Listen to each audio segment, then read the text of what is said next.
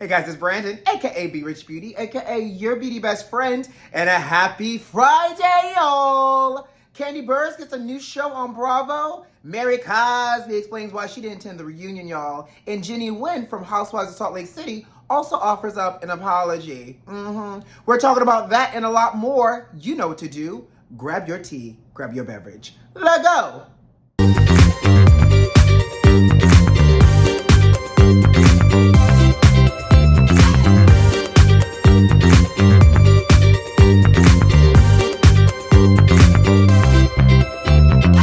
Beauty besties, happy Friday, happy Friday, and thank God it's Friday. How you doing out there, sugar? We made it to the end of another week for 2022. I hope the week was good to you, but most importantly, y'all got anything good planned for the weekend? I'm gonna tell y'all, I have nothing good planned for the weekend. In fact, I need to be doing some work. So I'm gonna film some content over this weekend, and I promise y'all, I am working on getting this Africa, that's exactly what I'm gonna be doing this weekend. Working on getting part 1 of my African vlog up for y'all. Because y'all know we have not really talked about Africa. And I need y'all to see how majestic and majesty and beautiful Africa was. Oh, and by the way, I don't know, we have not talked. Hey, y'all got a minute for me? Y'all know I went to D.C. last week to see my homegirl Riley Knox perform for her performance at the City Winery in D.C. Now, I believe in supporting friends. Y'all know I do. And I am so glad I got a chance to see her because it was my first Riley Knox performance, but it won't be my last. Baby, when I tell you Miss Riley Knox hit the kids with outfits, she designed every single one of her outfits, a Riley Knox couture. She made the outfits for her background dances, and mama danced her face off. I'm gonna post a few photos. I'm gonna try to post some clips, but because she's singing Beyonce, I ain't trying to have, rights and all types of copyright claim hitting this video here, sugar. So I'm gonna try to show y'all just a little bit of what the majesty of Riley Knox was, because it was entertaining. I'm gonna tell you, and I say this not because she's just a friend, but I'm saying this because I love live entertainment. I love artistry, and I literally felt like I was transported into the live concert world of Beyonce, the Queen Bee herself. Let me tell you something. Riley Knox is the #1 Beyonce impersonator in the world for a reason, because mama worked her ass off. Now, on top of that, okay, so here's the thing. My favorite performance, I would say, would have been Resentment, because Riley sat down the way Beyonce does when she sings Resentment. Riley wore this beautiful, white, halter dress and tulle and tutu, and it was long, and these clear boots, and she just looked fabulous, and she just sat there and she performed that song with the same type of passion and fervor the way Beyonce does. I literally felt the same kind of emotions that you do when you listen to Resentment. So I really want to say that was my favorite performance from Riley during her show. But again, I'm going to post some clips so you guys can see it. I may have to mute the audio, do some generic audio, but I just need y'all to see the majesty and the goodness and greatness of Miss Riley Knox herself, wearing her own Riley Knox couture fashions as well. So I had a great time in DC, and I made it out right before the snowstorm because I was not trying to get trapped there. But enough about me, enough about that. I'm working on this African vlog for y'all, but y'all know the tea is hot today. So y'all ready to talk about it? Y'all got y'all tea? Y'all see the smoke? Yes, honey, we talking hot tea today.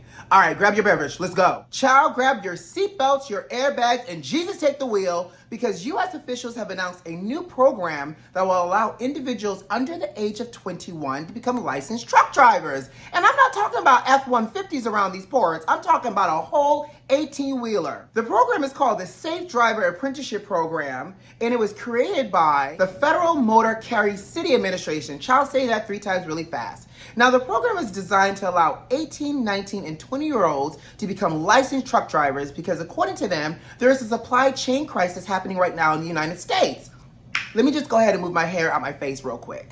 You're telling me, and actually, you know what, let me not get ahead of myself. So the apprenticeship program is not only designed to allow them to become licensed truck drivers at a very early age, but it also allows them to go through safety protocols so that way they can drive safely and avoid encountering violations and, infractions and, safety issues along the road, okay? But you're not gonna tell me, because I live in Miami, and as a whole early to mid-late 30-year-old, I don't even like driving here in Miami because these fools can't drive. But you're telling me we're about to give 18-wheeler trucks and licenses to 18, 19, and 20-year-olds who barely have any street cred, literally, to drive across country because there's a supply chain issues. Baby, where the parents at? Parents, are y'all okay with this? Because I'm already getting flustered for Klimt, and I am sweating just a little bit just thinking about having such young, inexperienced drivers on the road doing something like that. Not to mention, yes, there is a supply chain crisis, but can't we just pay drivers a little bit more money to incentivize people to drive that has a driving record and some driving history? I get you teach the kids young and rear them up and all the other stuff that people say when they're raising children, but I just know how bad people drive in Miami. I can't imagine any other big metropolitan city like California and LA or New York City where these big 18-wheelers got to go down narrow streets and roads and alleys. Oh my. And the fact that we got 18, 19-year-olds who barely have driven to high school classes alone, let alone college, right out here driving our stuff to and fro. I feel like there's a bigger supply chain issue in the works because these accidents and these insurance rates are about to skyrocket, and it's going to delay these things altogether. But I just had to let y'all know, for all y'all that got kids out here, you better hide your wife, hide your kids, and everything else because they are trying to recruit your children to drive 18-wheelers. Parents, y'all let me know what y'all think. And the non-parents, y'all let me know how y'all feel because if y'all feel anything like me, child, I just want to be in this house. I don't want to be on no road. Can y'all give us, you know, like when people do the little, you know, the driving ed and it's like student driver, can y'all slap a sticker on the back of this 18-wheeler that says young driver or something like that? So I know to fall way back. And when I say way, way back, me taking this exit that doesn't even belong to me, that I don't even need to get off of, and me taking street roads, something. Let us know. SOS. Help. But let's move on. So in Bravo news today, KANDI from Real Housewives of Atlanta is proving yet again why she is a GOAT in terms of entrepreneurship. The old lady gang is coming back together and now it's called KANDI and the Gang. And it's premiering on Bravo on March 6th. Now, I don't know about y'all, but I feel like I'm about to be plugged into this because what I do know for sure, the spinoffs that KANDI has had has proven to be great television. In fact, Portia and Her Family Matters probably should have consulted KANDI to figure out how well to do a spinoff and not look so horrible at the end and or make it look just so forced. So apparently the spinoff is going to follow the Old Lady Gang, the restaurant. So the Old Lady Gang themselves is coming back together. You know, Mama Joyce, Aunt Bertha, and Aunt Nora. It's quiet as a kept, high key, low key, middle key, and all the keys. Aunt Bertha is my favorite because Aunt Bertha was the one that was like, it was a set up by Todd to bring us the bullshit. Because I love me some Aunt Bertha. So not only do we see the Old Lady Gang, but we also are seeing, you know, the workers that work at the OLG restaurant, their lives, and all the juicy and drama that goes along with it. And baby, I've never worked in a restaurant, but I just feel like anytime that you are giving people a spotlight and you are giving people a platform within a restaurant or the food industry, there is going to be good drama. And according to this trailer, the drama looks like it is as hot, if not hotter than the fried chicken. Because also, word on the curb and across the street is that the food is a hit or miss every now and then at OLG, and so is the service. So I read the reviews. Some people say the food is good. Some people say the food was bad. Some people say the service was okay. Some people say the service was horrible. So with that being said, we're going to see bartenders, bar managers, you know, servers sleeping with each other. And she got the gays up in there too. So I feel like this is about to be a good old recipe of old school Atlanta, classic Atlanta drama. And at the center of it all, you got KANDI and Todd trying to navigate this. And you got the OLG on the side fighting with other OLGs in the family. So I am here for all of this, and I'm excited. So Jerry McChan, I am putting you on warning, sweetheart, that on Monday Live, we are going to come March 6th. We're going to be watching and talking about KANDI and the Gang. Beauty besties, what y'all think here? Are y'all excited that KANDI is getting another spinoff? And oh, by the way, KANDI's getting another spinoff with Bravo. NeNe never got one. Y'all think NeNe in the corner over there upset that they gave KANDI another spinoff? You know, I just can't help but be a little petty and messy today. But y'all let me know. Let's move on. Well, continue on this Bravo News choo-choo train, darling. Miss Mary Cosby herself decided she was going to break her silence on Twitter Space and tell us why she decided to skip the Real Housewives of Salt Lake City reunion altogether. So Mary decided that she was not going to go to reunion, y'all, because she says, I am not going to show up to a one-sided reunion and get beat up because it was been only a one-sided narrative told about me this season. Well, she also went on to say that she was never confronted by her castmates about the rumors, the cult, the money situation, all of these other things that happened during the season. And so much so that because she was never, confronted by her castmates, she was also doubling down that she was not going to show up to be then attacked by her castmates on the reunion as well. And the fact that she apparently somebody told her that she's the breakout star and she shines bright like a diamond during these reunions, and so she was not going to put herself in the hot seat. Now, is Mary delusional or is this facts? Because I smell delusion, honey, like the Nile River. Emphasis on delusion now, okay? Because for Mary to tell us that she was not going to show up for a one-sided argument, first of all, Mary, you not showing up at all completely makes it one-sided because you're not defending yourself. Not to mention, it's not necessarily one-sided when people came to you and said it to your face during the show, because she's also saying that she didn't see any of the thoughts of her castmates until the show actually aired. And I can recall correctly, for all the beauty besties that watch Real Housewives of Salt Lake City, when they did their girls trip to Vail, they brought up these issues to Mary. And Mary called Heather fat. Mary shut them down. Mary got upset. Mary tried to bribe them. Some of the girls with gifts. Mary did not gift Whitney deliberately. Like Mary, associated Jen Shaw with being a Mexican cartel and a thug. Like a lot of things happened during that veil. So the fact that Mary is trying to weasel her way out by saying that she didn't show up because her castmates blindsided her and she was never brought the information. Girl, you didn't show up because you didn't want to have to justify your racist, insensitive comments that you made during the season, and the fact that Cameron, rest his soul, Lord, mortgaged his home and gave your church $300,000 with the same church that no longer has a marquee out front. Okay? Now, what are your thoughts here? And I feel like Mary's lying. I feel like Mary avoided the hot seat because she didn't want to have to defend herself. But, at the end of the day, this is what you sign up for. If Erica Jane can sit through 4 hours, 4 parts of a reunion being grilled by Andy and by Nicki Minaj and the fans about what was going on in her life and allegedly and her defrauding folks and embezzling money and all that other stuff between Tom and her, then Mary, you can show up and defend yourself against these cult claims, this snatching of coinage from Cameron, again, rest his soul, Lord, and explain why you made racially insensitive comments even after it was brought to you and Jennie told you it was insensitive, amongst other things. You can sit there and do that, sis.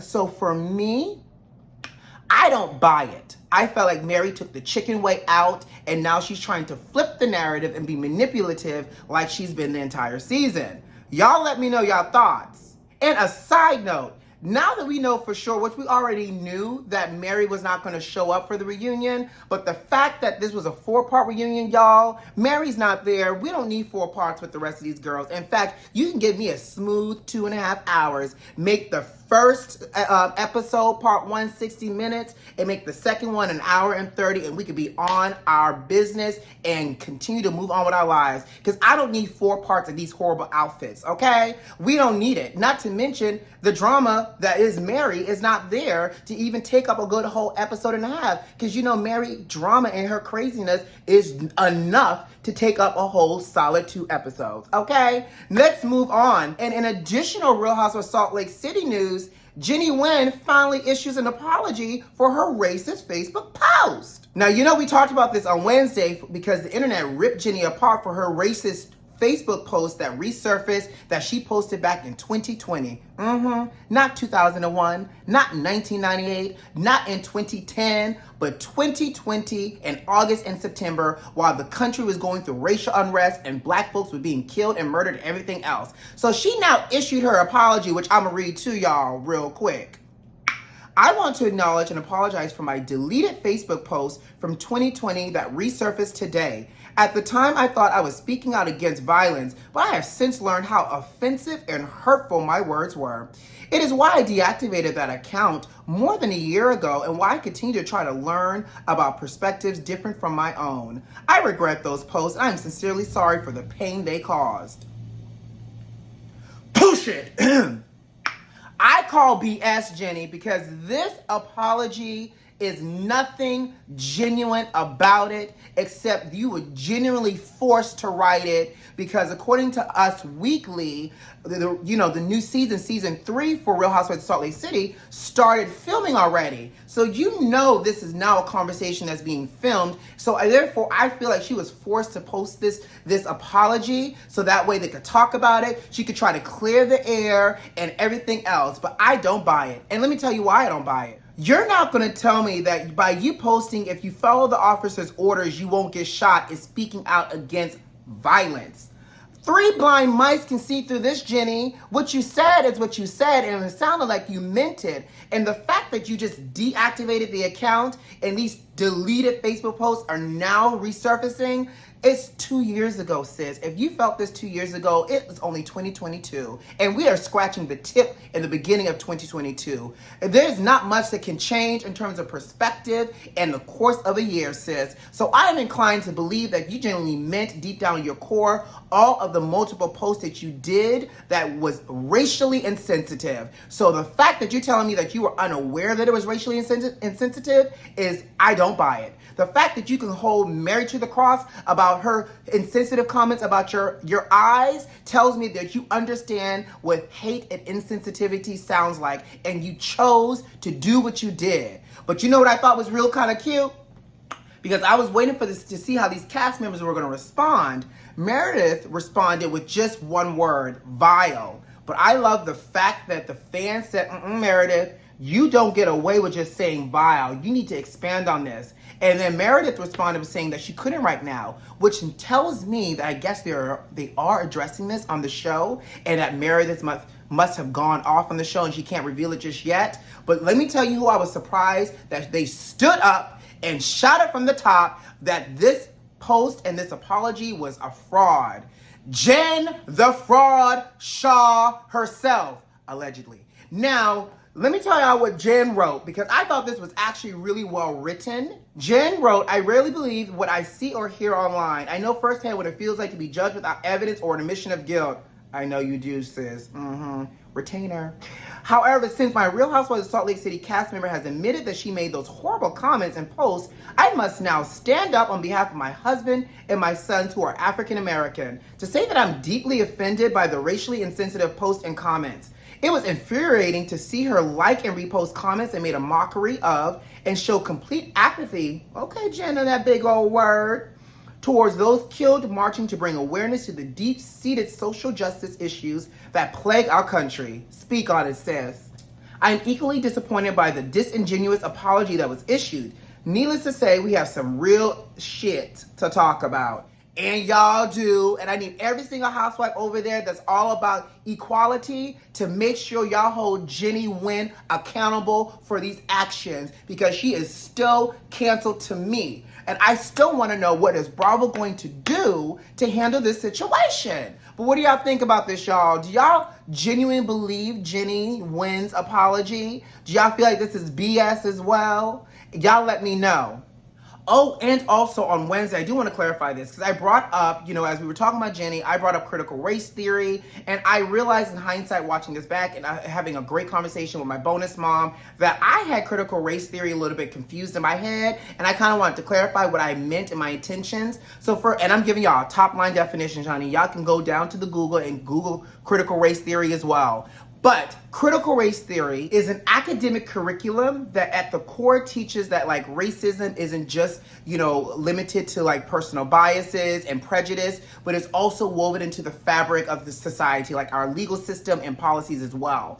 And so I completely thought critical race theory was something else. So I say all that to say is my intention was Black contribution in America is not taught the way it should be taught. And the blood, sweat, and tears from, my ancestors and the Black people that were lynched and worked as slaves and built this country from the ground up should be taught, and it should not be watered down. It should not be avoided because it makes people feel uncomfortable. And on top of that, how many of y'all were really taught about the Black Wall Street? I wasn't in school. So I really was speaking from the fact of like, we need to continue to teach Black history, because Black history is American history. And I had critical race theory and Black history kind of like interwoven, and they're completely two different things. And again, I'm not getting totally political today with y'all, but if y'all want to know a little bit more about what critical race theory is, feel free to Google it. Child, another one has been called home today to glory. Louis Anderson, the legendary comedian, has died today on Friday morning in Las Vegas. It's just been reported that, he went into the hospital earlier this week to be treated for some form of cancer, and he passed away today. He's a little bit before my time, but I distinctly remember Louis Anderson and obviously coming to America, working at McDowell's. And so, I can't keep up. Child, who's planning all these funerals? It is a lot going on. There are a lot of repasts happening. I can't keep up with everybody that's dying and all these funerals that need to be scheduled. But I just wanted to say rest in peace, Louis Anderson, and thank you for adding to the comedic fabric that, your legacy will live on and all that great jazz. But what it tells me for sure is, child, call a friend, a loved one, and somebody that you love and tell them you love them, because 2022 is already snatching, folks. 2022, we just started. Can you slow down a little, please? And on that note, guys, I got to go. You know what to do. Subscribe to the channel, like this video, and leave me a comment. But most importantly, check the notifications and make sure they are turned on. Who loves you? I do. All day, every day. I'll see you next time, guys. Bye.